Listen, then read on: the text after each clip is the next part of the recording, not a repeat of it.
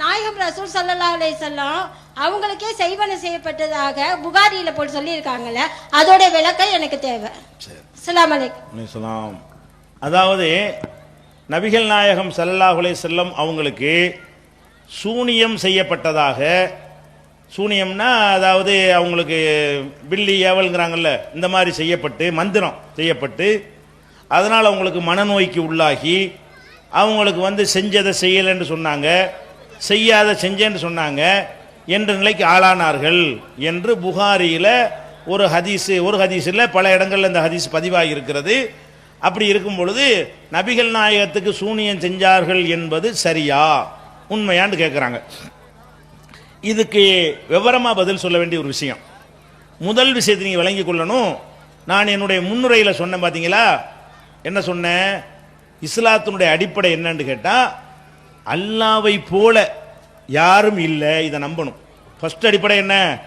அல்லாவை போல எதுவும் இல்லை, அல்லாவை போல எவனும் இல்லை அப்படின்னு நம்பணும். இப்படி நம்புறதுல மாற்றம் வறுமையானால், அல்லாவை போல இவர் இருக்கிறாரு, அல்லாஹ் மாதிரி அவர் இருக்கிறாரு என்று வந்தால் அதுக்கு பேர் ஷிர்க், அல்லாஹ்வுக்கு இணை கற்பித்தல். அவர் இஸ்லாத்தை விட்டு வெளியே போய்விடுவார். இது நமக்கு வரவே கூடாது. இது இஸ்லாத்தினுடைய அடிப்படை. இப்போ நம்ம எடுத்துக்கொள்வோம். இப்போ நான் உங்களுக்கு ஒரு பொருளை தர நினைக்கிறேன். இந்த பொருளை யாரோ ஒரு ஆள் கேட்குறீங்க, நான் தர நினைக்கிறேன். எப்படி தருவேன்?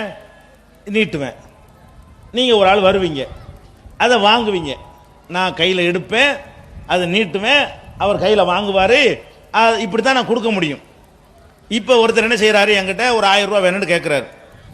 நான் கையை கட்டிக்கிட்டு 1000 ரூபா வேணுமா, உங்கள் பாக்கெட்டில் பாருங்கள் இப்போ இருக்கும் அப்படிங்கிறேன். இப்படி முடியுமா? 1000 ரூபா அவர் கேட்டார்னா நான் எப்படி கொடுக்கணும்? 1000 ரூபா முதல்ல என்கிட்ட 1000 ரூபா இருக்கணும், கொடுக்கணும்னு எனக்கு மனசு வரணும், கையை விட்டு எடுக்கணும், எடுத்து நீட்டணும், அவர் வாங்கணும். அப்போ தான் என்ன இருக்கு, இந்த 1000 ரூபா அவர்கிட்ட போய் சேரும். அவர் 1000 ரூபா கேட்டவொன்னு என்ன செய்யறது? எவ்வளோ கேட்டீங்க? 1000 ரூபாயா? இப்போ பாக்கெட்டில் பாருங்கள் அப்படின்னா 1000 ரூபா அங்கே இருக்குமா? இருக்காது. இப்படி கொடுக்கறது எந்த மனுஷனாலையும் முடியாது. இந்த மாதிரி கொடுக்கறது யாருக்கு முடியும்? அல்லாஹ்வால தான் முடியும். அல்லாஹ்ட்ட நம்ம ரிஸ்க்கு கேட்குறோம். அல்லாஹ் யாருக்காவது மூட்டை 10 ரூபாயா போட்டிருக்கிறானா? போட மாட்டான். ஆனால் திடீர்னு கோடி சொன்னா போயிடுவான். பார்த்தா பிச்சைக்காரமாக இருந்திருப்பான் 2 வருஷத்துக்கு முன்னாடி. திடீர்னு பார்த்தீங்கன்னா பயங்கர கோடி சொன்னா போயிடுவான். இப்போ நான் அப்படி சோத்துக்கு இல்லாமல் லாட்டரி அடித்தான், சைக்கிள் ஓட்டி தெரிஞ்சான், ரிக்ஷா ஓட்டி தெரிஞ்சான், அப்படிங்கிற அளவுக்கு கொடுத்துருவான். எப்படி கொடுத்தான்? கட்டுக்கட்டாக இறக்குனானா? எப்படி வந்துச்சுன்னு தெரியாது. அந்த சூழ்நிலை அப்படி எல்லாமே அந்த சூழ்நிலை அமைச்சு கொடுப்பான் அல்ல. இது அல்லாஹ் கொடுக்குற முறை. அல்லாஹ் கொடுக்குற முறை எப்படின்னு கேட்டால், யாருக்கு அவன் எதை கொடுத்தாலும் எப்படி கொடுக்குறான்னு தெரியாது, எந்த முறையில் அது சேருதுன்னு தெரியாது, ஆனால் வந்துடும். மனிதன் எப்படி கொடுப்பான்? யாருக்கு நீங்கள் எதை கொடுத்தாலும் சரி. ஒரு டாக்டர்கிட்ட போகிறீங்க, டாக்டர்கிட்ட போய் நம்ம வயிற்ற வலிக்குதுங்கிறோம். டாக்டர் என்ன செய்யற? வயிற்ற வலிக்குதா, போ சரியா போயிடும் இப்படின்னு சொல்ல முடியுமா? இப்படி சொன்னால் இவர் யார் மாதிரி ஆயிட்டாரு? அல்லா மாதிரி ஆயிட்டாரு. அல்லாட்ட தான் அல்லாஹ் வயிற்ற வலியா இருக்குன்னு சொன்னால் அல்லாஹ் என்ன செய்யுமா? ஆகுமா ஆயிரும். அல்லாஹ் எப்போ ஆச்சு மாத்திரையை கொண்டாந்து தந்திருக்கானா உங்களுக்கு? வயிற்ற வலின்னு துவா செஞ்சவன இந்த மாத்திரையை போடு 3 நாளைக்கு அப்படின்னு நல்லா சொல்லியிருக்கிறானா? அல்லாஹ் ஊசி எடுத்துட்டு திரும்ப முதுகுல ஒரு குத்து குத்துறேன் அப்படின்னு ஊசி போட்டிருக்கானா? அல்லாஹ் யாருக்காச்சும் விட மாட்டான். வயிற்ற வலின்னு நம்ம அல்லாட்ட துவா செஞ்சா என்ன செய்வான்? ஆகுமா ஆயிரும். இந்த ஆகுண்டு ஆகுறது யாருடைய தன்மை? அல்லாஹ்வுடைய தன்மை. இந்த மாதிரி தான் ஒரு டாக்டருக்கு அது முடியாது. டாக்டர் என்ன செய்வோம்? மாத்திரையை தருவார், இல்லாட்டி ஊசியை போடுவார், அல்லது குளுக்கோஸை போடுவார், அல்லது குறைஞ்ச போச்சு அக்கு பஞ்சர் ஏதாவது பஞ்சர் பண்ணியாவது அக்கு டச் பண்ணி என்னத்தையாவது பண்ணி என்ன செய்வார்? அவர் ஒரு கருவியை சாதனத்தை பயன்படுத்தி தான் நமக்கு ஒரு குணத்தை தருவார். அதே மாதிரி ஒரு மனுஷனுக்கு நம்ம கேடு செய்ய நினைக்கிறோம். ஒரு ஆளுக்கு என்ன செய்கிறோம்? கேடு செய்ய நினைக்கிறோம், மண்டையை உடைக்க நினைக்கிறோம். மண்டையை உடைக்கணும். எப்படி உடைக்கணும்? ஒரு கல்லை எடுத்து என்ன செய்யணும்? மண்டையை பார்த்து குறி வச்சு அடிக்கணும், அல்லது தலையை கொண்டு போய் செவத்தில் போய் முட்டணும். இப்படி தான் மண்டையை உடைக்க முடியும். ஒரு ஆள் மண்டையை நான் உடைக்க நினைச்சால் எப்படி உடைக்கணும்? மண்டைக்கு அந்த மண்டையை உடைக்கிறக்கூடிய வேலைகள்லாம் செஞ்சு வெளிப்படையாக செஞ்சு தான் மண்டையை உடைக்க முடியும். கையை கட்டிக்கிட்டு மண்டையை உடைக்கணுமா? இப்போ பாரு உடைஞ்சிருமா? அப்படி உடையுமா? இப்படி அல்லாஹ் தான் செய்வான். அல்லாஹ் தான் ஆயுதம் எடுக்காமல் கையில் எடுக்காமல் அவன் அதை செய்யக்கூடியவன் அல்லாஹ். இப்போ அந்த சூனியங்கிறான்ல, ஒருத்தன் சூனியம் செய்யறான் அப்படின்னு சொன்னால் அவனுடைய செயல் என்ன மாதிரி இருக்குது? இப்போ என் கையை முடக்கிட்டாங்கிறீங்க, காலை முடக்கிட்டாங்கிறீங்க, அவன் என்னை தொடவும் மாட்டேங்கிறான், எனக்கு எந்த ஒரு பொருளையும் நான் தரவும் மாட்டேங்கிறான், அவன் எங்கேயோ இருக்கிறான், நான் எங்கேயோ இருக்கிறேன். அல்லாஹ் எப்படி ஆகுண்டு உத்தரவு போட்டு ஆக்குறானோ அந்த மாதிரி இவனும் செய்யறான் அப்படின்னு சொன்னால் அவனை நீங்க எந்த இடத்துல வைக்கிறீங்க? ஒருத்தன் சூனியம் பண்ணுகிறான் என்று நீங்கள் நினைத்தீர்களே, ஆனால் அவனை நீங்கள் வச்சிருக்கிற இடம் என்ன? அல்லாஹ்வுடைய இடம். அப்ப அல்லாஹ் எப்படி செயல்படுவானோ அந்த மாதிரி இந்த சூனியம் பண்ணக்கூடியவன் செயல்படுகிறான். அப்ப இதை விட ஷிர்க் என்ன இருக்கு? இந்த மாதிரி ஒருத்தன் செய்ய ரசூலுல்லாஹ்வுக்கு செஞ்சதை விடுங்க, இப்படி ஒருத்தனுக்கு செய்ய முடியும் என்று நினைத்தீர்களே, ஆனால் இப்ப அல்லாஹ்வுடைய தன்மையில அவனுக்கு இருக்குங்கிறீங்க. இப்படி செய்ய இயலாத. ஏழும்னா எனக்கு செஞ்சு காட்டுறான்னு கூப்பிடுறேனே, நான் 30 வருஷமா கேட்கறேனே, உனக்கு என்ன வேணும்? முடி வேணுமா எடுத்துக்க, வேர்வை வேணுமா சட்டை என்ன கழட்டி எடுத்துட்டு போ, காலடி மண்ணு வேணுமா அது வேணும் கேட்பானுவ, இந்த ஏமாத்திருக்கன்னு செய்வானுவ, இதெல்லாம் தேவைப்பாங்க. இப்போ வேணுங்கிறத வாங்கிட்டு போய் எனக்கு செய்டா. ஒரு பயலுக்கு ஒன்றும் செய்ய முடியாது. என்னை அருவாள் எடுத்து வெட்டுவேன்னு சொல்லி ஒத்துக்கிறோம், வெட்டுவேன். வயிற்றுல குத்துவேன்னு சொல்லி குத்துவேன். விஷத்தை குடிச்சு சாவடிச்சிருவேன்னு சொல்லி செய்வேன். வீராணத்தில் முக்கி உன்னை 3 கடி சாவடிச்சிருவேன்னு சொல்லி ஒத்துக்கிறேன். அது ஏழு மனுஷனுக்கு. ஒரு மனுஷன் நினைச்சாலும் என்ன செய்யலாம்? தூக்கிட்டு போய் என்ன வேணாலும் செய்யலாம். அதை விட்டுவிட்டு என்ன செய்யறேன்? நான் அங்கே இருப்பேன், நான் இங்கே நீ எங்கே இருப்ப, வயிறு வலிக்கும், ஆண்டு சொல்லுவாங்க கால் வலிக்கும், இப்படி நான் தலை வலிக்குன்னா என்னங்கிற நீ நல்லவா? அப்ப இப்படி ஒருத்தன் இருக்கிறான்னு நீங்கள் நம்பினீர்களேயானால் அப்பட்டமான ஷிர்கா இல்லையா? இந்த மாதிரி ரசூலுல்லாஹ்வுக்கு செஞ்சதை விடுங்க, எவனும் எவனுக்கும் செய்ய முடியாது. இது பேசிக், இஸ்லாத்தினுடைய பேசிக்.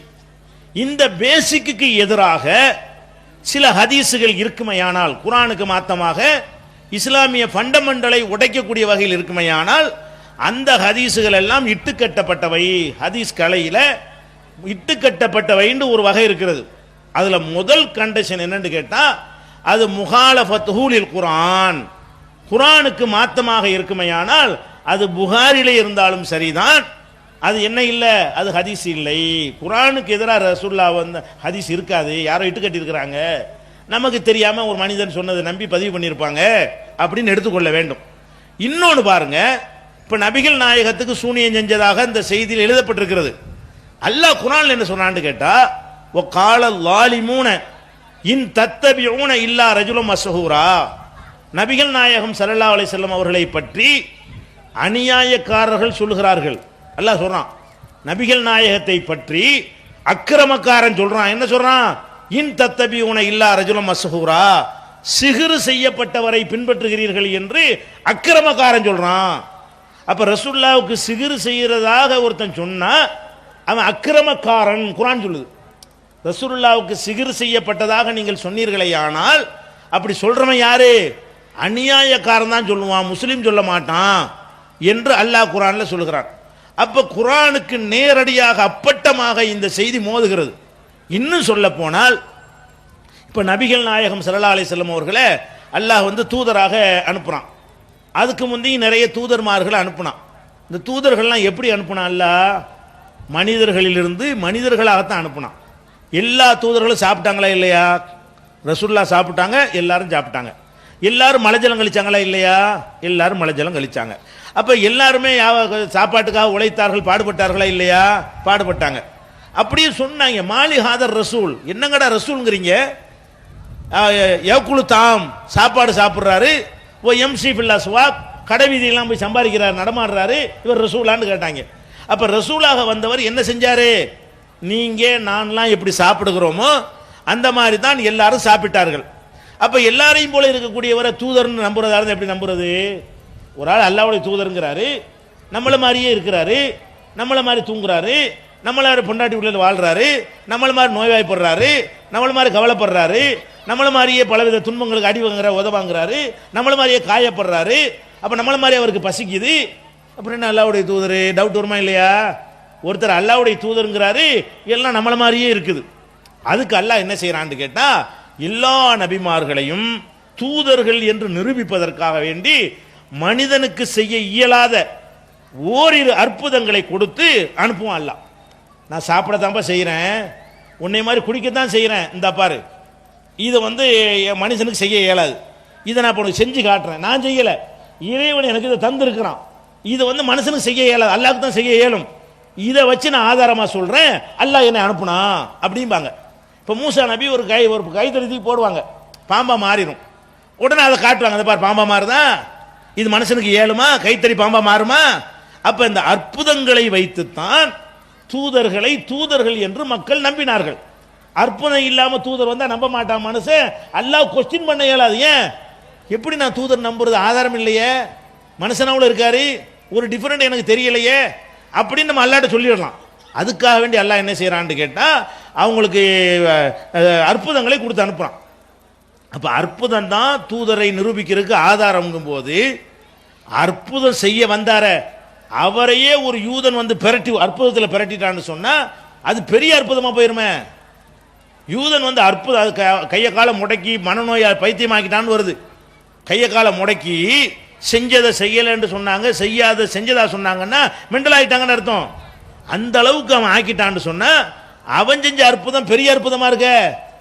நபிமார்களை அற்புதத்தை வச்சு நிரூபிக்க வேண்டிய நிலையில் இருந்தாங்க. அற்புதம் செய்ய வந்தவரே ஒருத்தன் முடக்கிட்டான்னு சொன்னா அந்த மக்கள் வந்து நம்பி இருப்பாங்களா?